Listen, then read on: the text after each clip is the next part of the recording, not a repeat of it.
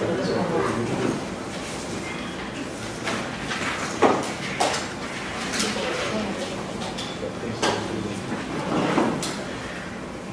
doncs aquesta primera taula, com us ha plantejat en Joao, ha estat pensada precisament per parlar de drets que pensem que poden estar en perill, de quina manera entenem el que està passant, de què podem fer respecte d'iniciatives que poden ser o polítiques de les administracions públiques, dels governs, de retallades en aquest marc d'austeritat en el que ens movem, o iniciatives que potser tenen més a veure amb l'ofensiva dels mercats, d'això que no sentim tant a parlar, i a l'hora de pensar en quins assumptes a tractar, doncs ràpidament n'hi ha molts possibles, però vam pensar que la qüestió de la sanitat ens sembla fonamental, la qüestió del treball, el tema de l'habitatge, i després em van dir que estàs pensant una proposta més relacionada amb noves polítiques o altres maneres de fer per assegurar drets de les persones. En Joao ja ha presentat les persones que ens acompanyen. En primer lloc parlarà en Joan Benach, que és professor d'aquesta universitat i la ruta de recerca sobre desigualtat, coordinador responsable del grup de recerca sobre desigualtats en salut, per nosaltres una persona de referència a parlar d'aquestes qüestions, igual que l'Albert en relació al mercat laboral, o l'ADA des de l'Observatori DESC i la plataforma pel tema de l'habitatge, i també en David per tota la feina que fa temps que estan fent sobre la renda bàsica. Vam pensar en que hi podia haver 3 preguntes que podien servir per organitzar les intervencions o com a mínim per plantejar uns eixos que ells les intentaran respondre o no, què volia fer, són totalment lliures, tindran intervencions individuals de cadascun. Les 3 preguntes era, primer directament, plantejar-nos si veritablement podem parlar que hi ha drets en perill. Com a segona pregunta, intentar entendre si això respon a polítiques que segueixen els nostres governs o que a més té a veure amb el que podríem anomenar les ofensives dels mercats, i una tercera pregunta més encaminada a anar construint les transformacions de les que voldríem parlar les jornades, que estaria relacionada amb les respostes possibles davant de l'escenari que tenim. Per tant, sense més, moltes gràcies a tots per venir. Gràcies, Jordi. Bon dia a tothom. Gràcies per la invitació d'estar aquí. El que faré serà... Entenc que hem d'anar responent una mica seqüencialment a les 3 preguntes, o més o menys apropar-nos a les 3 preguntes que se'ns han plantejat, i doncs el que faré serà parlar bàsicament de salut i de sanitat. Bé, per on començar? Jo crec que primer, potser per aclarir algunes coses que em semblen que és important sempre aclarir quan parlem de salut. La salut és molt important a nivell personal, tots ho sabem, sobretot ho sabem quan ens posem malalts. Però hi ha altres maneres d'entendre el tema de la salut que ràpidament, a mesura que un coneix una miqueta alguns temes de salut pública, un té que percebre.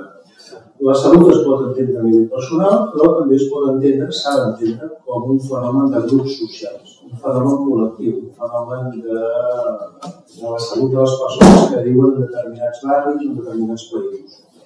En aquest sentit, això ens posarà de manifest, després em referiré una miqueta, al tema de l'equitat en salut.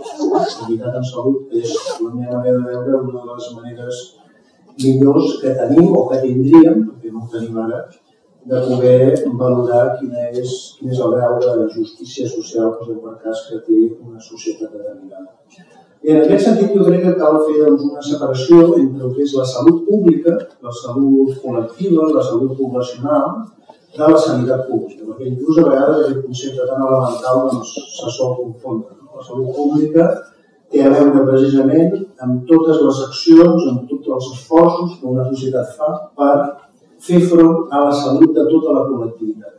En canvi, la sanitat pública té a veure amb l'atenció sanitària, té a veure amb l'atenció sociosanitària, en realitat, Hi ha de veure què passa amb els hospitals, què passa amb l'atenció primària, què passa amb els serveis socials, amb els serveis sociosanitaris, etc. Bé, en aquest sentit, per això a vegades parlem de metàfores. Utilitzem molt sovint en salut pública la metàfora de l'iceberg. L'iceberg de la malaltia, la part superior, la part més visible, és la part que veiem els malalts, la gent que està ingressada en un hospital o que passa un problema seriós. I en canvi hi ha tota aquesta part submergida, que està amagada, que no és tan visible, i que en canvi té a veure amb tots els problemes de salut col·lectius i amb tots els factors que produeixen la salut o la qualitat de vida, si volem, d'aquesta salut col·lectiva. Quins són aquests factors? Val la pena referir-se ni que sigui molt escuetament, no? Hi ha molta tendència, això té un component ideològic molt fort, molta tendència a veure amb els medis de comunicació que els factors biològics i genètics són essencials. Ni de bon tros. La gent que parla des del punt de vista de la biologia i la genètica normalment sap molt poqueta cosa de salut pública, molt poqueta cosa. La genètica no és el tema essencial per a la salut pública. Els estils de vida també estan referits. Què passa amb els estils de vida? Els estils de vida són importants, però els estils de vida no es poden entendre si no els posem dintre d'un context social més ampli i ens obliga això a pensar que no tria l'estil de vida qui vol, sinó qui pot. I si no, que li preguntin a les persones, doncs, com diu, per exemple, José Luis San Pedro, quan parla de l'alimentació, vés al supermercat amb les butxaques buides a comprar aliments ecològics. Ja ho hem fet tot, no? Clar, si un pensa en la situació planetària, la situació és gravíssima, només dic 4 dades per contextualització que estic dient, per entendre què vol dir això de la responsabilitat individual de la salut, a la qual després tornaré a fer referència en boca del nostre conseller. Segons la FAO, hi ha 925.000 milions de persones malnutrits al món. Hi ha 2.000 milions de persones que no tenen accés a fàrmacs essencials. 890-900 milions de persones que no tenen ni tan sols aigua potable. 2.500 milions de persones que no tenen ni clavegueram suficient, que és una de les mesures de salut pública més importants a nivell mundial, doncs per diguem-ne, que estigui en condicions. Hi ha uns 100 milions de persones analfabetes, hi ha 300 milions, 250, 300 milions de nanos que treballen, i així podem seguir amb una llista. Tot això són dades oficials per la ONU, la FAO, l'UNICEF, etc. Bé, per tant, ni la genètica ni els estils de vida són un decisiu per a la salut pública. Per tant, no podem parlar tant de dret de la salut, sinó en tot cas de dret a la sanitat. Perquè el dret a la salut bàsicament depèn, i avui dia ho sabem molt bé, del que en salut pública anomenem els determinants socials de la salut. Els determinants socials de la salut i de l'equitat. Què vol dir això? Doncs vol dir altres drets, vol dir el tema de la vivenda, vol dir el tema del treball, vol dir el tema de l'estat natural, vol dir el tema del medi ambient, vol dir la redistribució de la riquesa i així successivament. Això, aquests factors, són els decisius per a la salut pública, per a la salut poblacional, per a la salut col·lectiva. I per tant, el dret a la salut depèn de tots aquests drets, no podem veure d'una altra manera.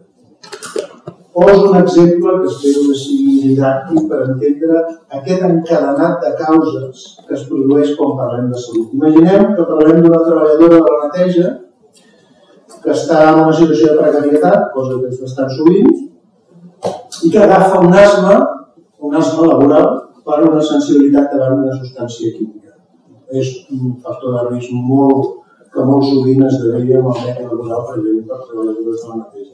Quina és la causa del seu asma? Bueno, podria dir el producte químic, d'acord. Quina és la causa de la causa? Quina és la causa de l'exposició al producte químic? Doncs segurament hauríem de parlar de la precarietat i de les seves males condicions de treball, d'ocupació, etc., que la fan exposar amb aquest risc, més probablement. Quina és la causa de la causa de la causa? Bueno, doncs la causa de la causa són les males condicions del mercat de treball, que després parlarà l'Albert, la falta de priorització política de la salut laboral i així successivament. És a dir, hem d'entendre tot l'encadenat causal si volem entendre finalment què està passant amb aquesta dona, per aquest exemple, que ha tingut o que ha agafat un asma de caire laboral. Bé, tot dit això, l'atenció sanitària és important. El dret a la sanitat és un tema molt important que no hi ha cap perquè no ho tinguem en primera línia, perquè quan la gent està malalta, la gent vol serveis de salut, i a més vol serveis de salut de qualitat i que funcionin bé i que l'atenguin d'una forma ràpida i acurada. En aquest sentit, jo crec que tota la informació ens diu, tota la informació històrica de salut pública, que són els sistemes de sanitat pública, els que són no solament més equitatius, que això és claríssim, sinó a més eficients. Aquesta paraula que s'utilitza tant i contínuament amb els medis de comunicació. És molt eficient perquè les dades a més així ho mostren. A Espanya es gasta el 6,5-7% del PIB en sanitat. Això és poc relativament comparat amb els països de la Unió Europea. La nostra renta comparat amb la Unió Europea és relativament semblant, o quasi semblant al PIB de la Unió Europea dels 15, en canvi la despesa social, la despesa pública, la despesa en sanitat és clarament inferior. És un sistema eficient, és un sistema quasi universal, podríem dir, i amb un nivell de qualitat bastant alt. El qual no vol dir que no s'hagi de millorar. Abans d'aquesta crisi molta gent hem estat reivindicant un altre tipus de model d'atenció sanitària. És a dir, és un model, ens podem referir potser després, hospitalocèntric, és un model on la farmàcia, la despesa farmacèutica és altíssima, és un model on l'atenció primària és molt dèbil, ens estem poquíssim, i on els serveis sociosanitaris també són extraordinàriament dèbils i molt poc financiats. I tot el que té a veure amb la salut pública. És a dir, és un sistema clarament molt millorable, però tot i això és un sistema que Déu-n'hi-do les coses diguem-ne que hem pogut aconseguir amb un sistema universal que va començar amb la Llei General de Sanitat l'any 86.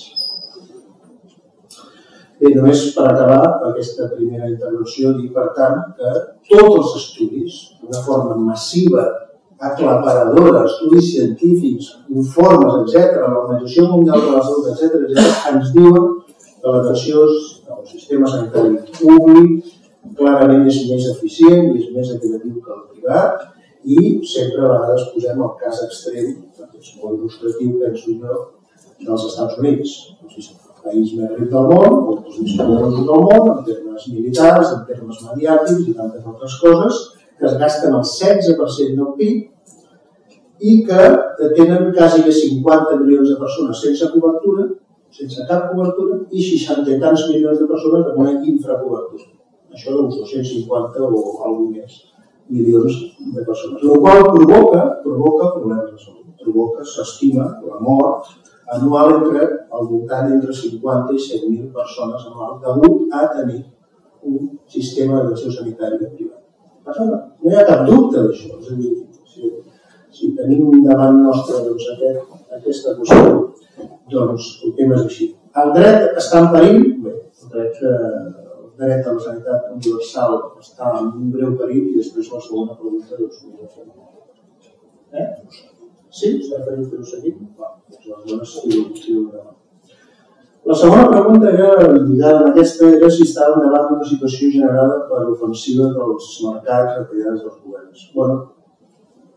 Jo crec que hi ha una argumentació ideològica permanent en relació al programa neoliberal que des de fa diverses dècades es va posar en marxa per intentar demolir una bona part dels serveis aconseguits, serveis públics aconseguits durant molt de temps.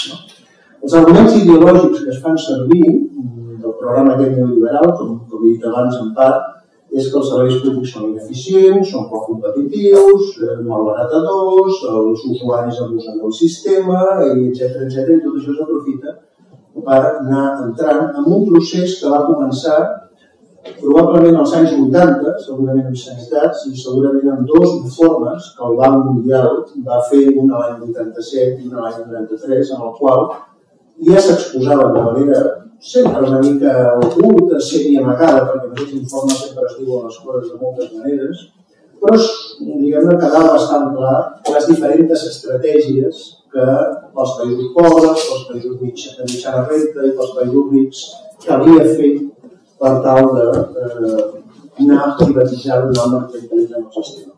En el cas espanyol, la primera onada va aparèixer l'any 91, és el que es va conèixer com l'informe Abril-Martorell. L'any 91 es fa una comissió d'experts, es van reunir durant aquests mesos i van fer un informe en el qual ja proposaven una sèrie de temes lligats molt semblants a les que avui dia escoltem. Per exemple, una entrevista al senyor Abril Martorell de novembre del 91 a La Vanguardia. A ver si os sona eso. Yo, sinceramente, porque se paguen 1.000 pesetas por día de hospitalización, creo que no se toca la solidaridad. Lo que se está dando es veracidad y eficacia del sistema. Es menos de lo que cuesta una comida. Por tanto, la gratuidad absoluta para mí constituye una fuente de perversidad, mientras una discreta participación puede ser una fuente de eficacia. Crec que ens sona molt les paraules que el conseller d'Economia català i altres acaben de dir fa molt poquet temps. Això es va fer sota, quan era el ministre de Sanitat Julián García Vargas, que per cert, primer va ser ministre de Sanitat, després va passar a ser ministre de Defensa i ara està una cosa que es diu el TEDAE, que és l'Associació Espanyola Empresarial, que està lligada a negocis lligats a la defensa. I després també, sí, també continua. Bé, doncs per tant se'ns diu que el sistema és insostenible, que no hi ha diner per sostenir el sistema públic. Se'ns diuen moltes més coses i l'objectiu de fons, sembla molt clar, és bàsicament reemplaçar, debilitar el sistema públic, convertir-lo en què les grans empreses, les farmacèutiques, les tecnològiques i les sanitàries anomenen models de negoci. Com ho fan? Bé, hi ha diverses tàctiques, en diré tres que em semblen de les més importants. La primera és la ideologia, la paraula, les manifestacions públiques. Intentar convèncer-nos, enganyar, confondre a l'opinió pública continuadament. Se'ns diuen d'aquesta mena d'oxímorons continus, ens diu que cal imposar l'acopagament perquè així la sanitat serà gratuïta. Se'ns diu que determinats col·lectius com els immigrants no podran tenir sanitat perquè així seguirà sent universal, que cal retallar perquè millori l'eficiència i que això de retalls no suposa cap problema per la sanitat ni per la salut. S'intenta crear por. La por és, com després també diré molt breument, un dels temes essencials de tot aquest tema. És una tàctica d'estira i arronsa, és una tàctica de goteo, de gota malaia, a vegades. I és allò que passa, que si tu et mullen amb un xorro d'aigua fort, tu te n'adones del xorro. Si et donen goteta a goteta, potser no te n'adones que t'estàs mullant. I realment el que ens està passant avui és una miqueta això. Les manifestacions d'aquestes coses són molt clares, en posaré algun exemple. Per exemple, el conseller d'Economia en una conferència al Cercle d'Economia el 30 de setembre de l'any passat, davant de plantejar el seu model, la crisi i de més, com va acabar la conferència, les seves paraules. Per acabar, voldria comentar una frase d'un article publicat ahir a Expansión d'en Claudio Boada, que presideix una institució paral·lela a la vostra i és participant assidu a les reunions de Sitges del Cercle d'Economia. Diu, tradueixo, sabem que els poders públics són com els gasos que s'expandeixen allà on troben espai disponible per ocupar. Però també hem de reconèixer que si els poders polítics ocupen més espai del que els correspon, és en part perquè nosaltres, es refereix a la societat civil, no l'hem ocupat. I acaba l'Andreu Mas dient, doncs bé, els poders públics, com els gasos, ara tenen dificultats serioses per expandir-se. Aprofiteu. Tot això dirigit a tots cerca d'economia. O, per exemple, les manifestacions d'en Boi Ruiz, el nostre conseller de Sanitat, que si estigués en una classe de salut pública més un suspès repetidament, perquè diu coses com la salut és un bé privat que depèn d'un mateix i no de l'Estat, contràriament a tot el que he dit abans, que no hi ha un dret a la salut, que això depèn del codi genètic de la persona, dels antecedents familiars, dels hàbits, etc.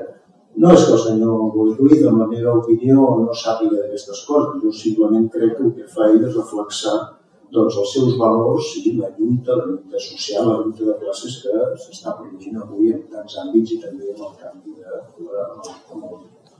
de la sanitat, de la salut pública. O, per exemple, una altra de les seves manifestacions que va dir en un programa de televisió, deia, jo crec que una mútua privada és una solució a un sistema de salut pública. Jo crec que el tenir una pòlissa ha de ser un dret escollit i un dret que es pot permetre a la gent i que aquest dret l'hem de reconèixer fiscalment la seva compensació. Això no ha arribat encara, però estem molt a prop que arribi. La segona tàctica, i us vaig una mica més de pressa per no allargar-me molt, són les tàctiques de gestió empresarial i financera. La primera hem dit que era la paraula i tots els esdeveniments, els medis de comunicació, les notícies i les entrevistes i aquestes coses. La segona, com dic, són els temes lligats a la gestió. Això s'ha sofisticat extraordinàriament en els últims anys. Se n'ha après molt. Estem parlant de l'augment de les privatitzacions, però també la incentivació al sector privat, la segmentació o la fragmentació de l'assistència sanitària, l'afavoriment de l'assegurament privat, el retall del pressupost públic, els copagaments. És a dir, la llista tècnica de gestió de com fer aquestes coses és molt llarga. Això va començar a l'Hospital d'Alfira, a València, l'any 1999, on es va fer la primera concessió, una concessió administrativa sanitària, on es va cedir, bàsicament, a tot el sector privat, tot excepte la titularitat pública.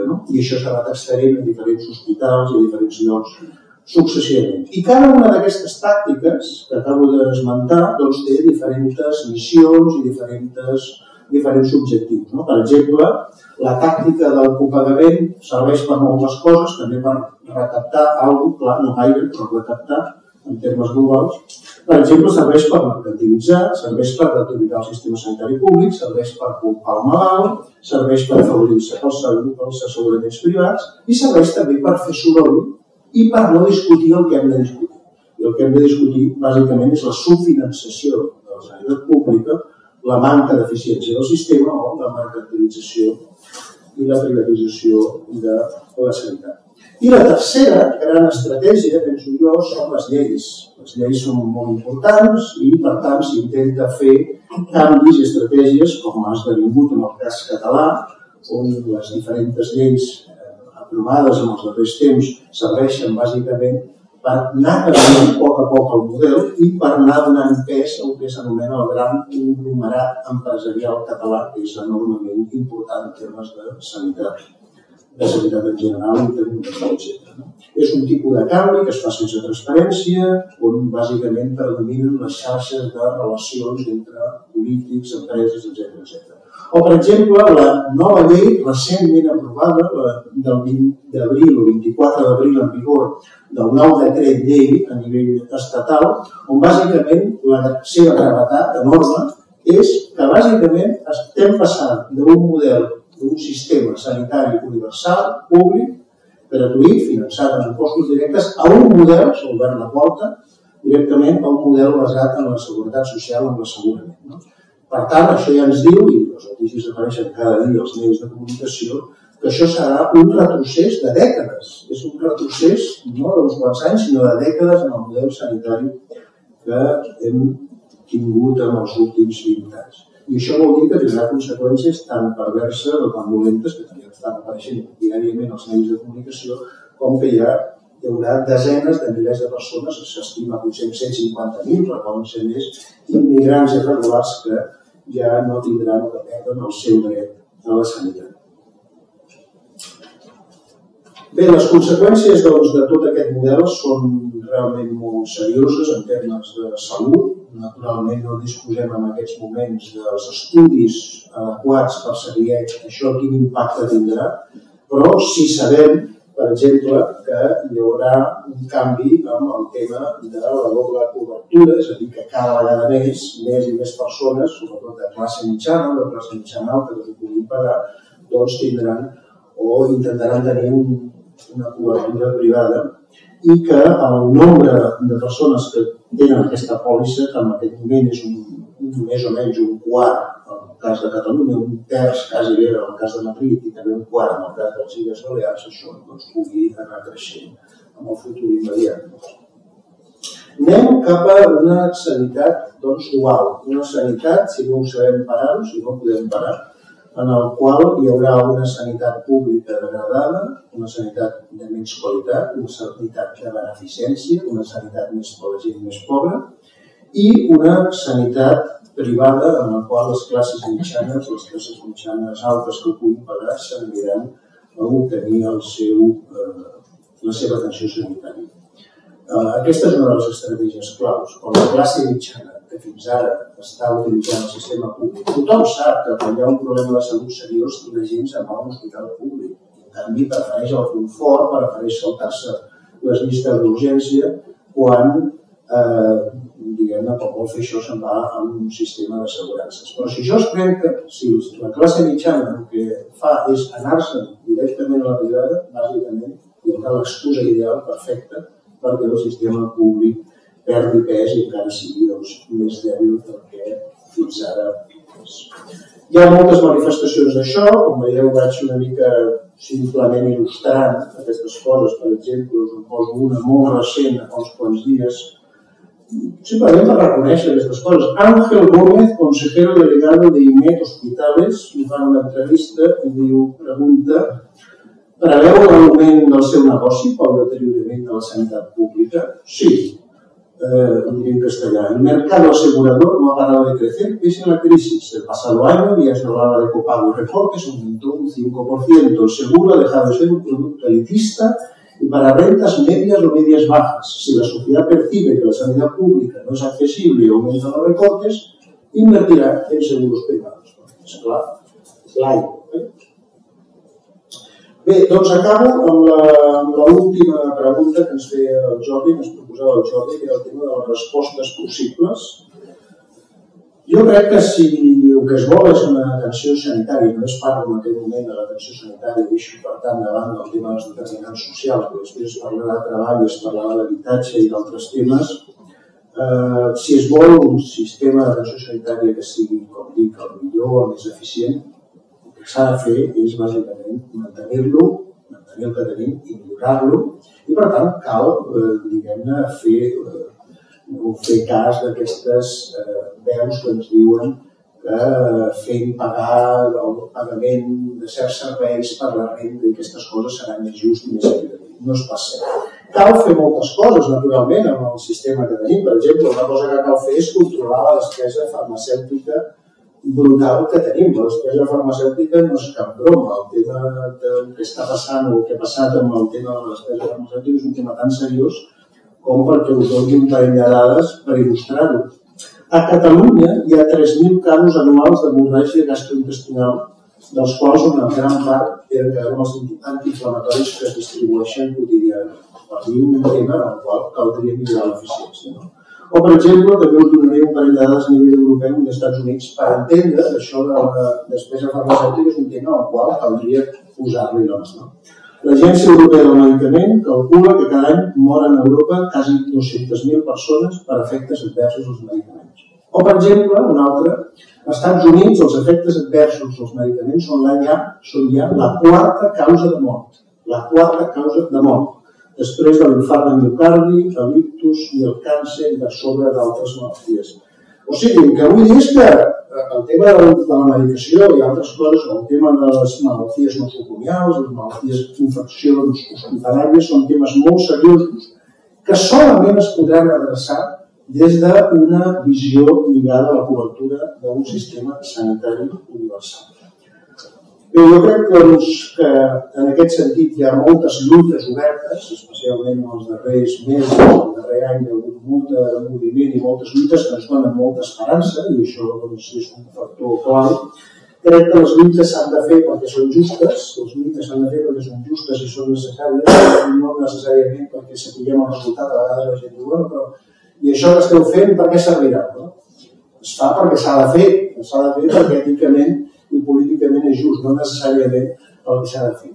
Però si parlem més concretament de les accions que s'han de fer, a mi em sembla que hi ha dos estratègies o dos camps, i això probablement va no solament per la sanitat, sinó per altres camps, on jo crec que són objectius clau.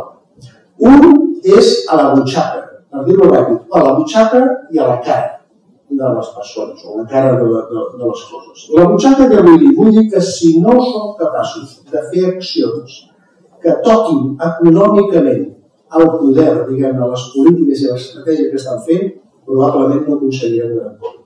I l'altre és la imatge. Cada vegada que hi ha un canvi d'imatge o apareix una càmera a un lloc oportú, els poderosos, les grans empreses, els polítics, etc., aixequen el cap i diuen un moment. En aquest sentit hi ha moltes iniciatives, voldria citar la denúncia presentada el 21 de març d'aquest any a la Fiscalia Superior de Catalunya, denunciant tot el que té a veure amb les retallades sanitàries, etc. Aquest diumenge, a les 6 de la tarda, hi haurà per part de Carlos Jiménez Villavijo contra Valverde la presentació de la denúncia contra els retalls sanitaris a Plaça Catalunya, per qui l'interessi anar. Hi ha altres iniciatives, també la iniciativa penal popular, la IPP, presentada també per Dempeus ja fa uns quants mesos. És a dir, hi ha una sèrie de coses que poden ajudar-nos a això que també deia l'historiador Josep Fontana, i amb això quasi acabaré, fa uns mesos, quan entrevistaven arrel de la presentació del seu darrer llibre. Ell deia que la generació de la por a la classe dominant ha estat sempre crucial per la transformació social. I efectivament, jo crec que és un dels eslògans que s'escolta molt a totes les manifestacions i a totes les accions. És a dir, ja no tenim por. Jo crec que això és un pas clau, és un pas fonamental. Perdre la por, però el segon pas és que ells tinguin por. Si no logrem que des del poder, que des dels llocs on es fan les grans accions, no tinguin algun tipus de por, per això citava el tema econòmic i el tema de la imatge i el tema del prestigi com dos de les estratègies que em semblen claus, crec que no farem gran cosa. Crec que estem davant de la privatització de la sanitat amb una lluita, amb una política que clarament és de classes, per dir-ho així, i ens agradi o no ens agradi, com bé reconeixia el quart home més, són homes, el quart home més ric, o el tercer home més ric del món, Warren Buffett, els seus 44.000 milions de dòlars, segons el Forbes d'aquest any, quan ens deia fa un temps, claro que la lluita de classes és la meva classe, la classe dels rics, la que està fent aquesta lluita i a més l'estem guanyant. I també, com deia una entrevista publicada també fa uns mesos, i amb això acabo, David Harvey ens recordava, si això sembla una lluita de classes i ho veiem com una lluita de classes, aleshores ho hauríem d'anomenar una lluita de classes i hauríem de tornar a posar en marxa la lluita de classes.